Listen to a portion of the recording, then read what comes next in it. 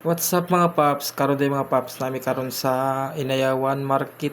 Gikuyog ko sa akong misis karon mga paps kay iyang mo gipakuyog karon kay daghan ko siya paliton nya napay bugas nya. Mao to ni kuyog pod ko. Kay unya pa man gabi akong drive mao na sakto pod mao pa sa pagmata na ko ni uban na lang bug ko. Unya una na mo gipalit mga paps, mga paborito ri sa akong mga anak ang hotdog nya ham o fishball kay kanang fishball mga paps paborito sa ganan ako mga paps samot na may suka mga paps. Lami kayo.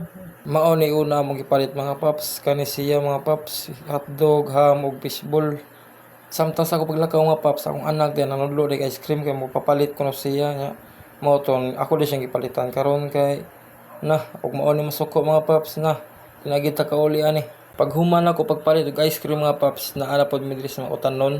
Akong misis ni palit og utanon kay mag-utan ko na siya nya mao to na pug ko dis loyo kay video ra pug ko sa akong anak nga kaon siya ice cream nya nalingaw pug tan-aw niya. Pag human na mo palit sa utanon mga paps diri na pud akong misis sa itlogan ni palit siya kay ako lagi mga paps basta gikan sa biyahe nya akong misis na natulog na way laing dali maluto na ako ang itlog ra gyud mo nang nagpalit ra po siya itlog ra gud ako madadalig luto mga paps samot nag iguli na ako mga paps buntag na mo nang gutom na kayo na mao na ako lutuon mga paps. Diri lang sa takuto mga paps. Salamat kay ninyo mga paps. Bye bye.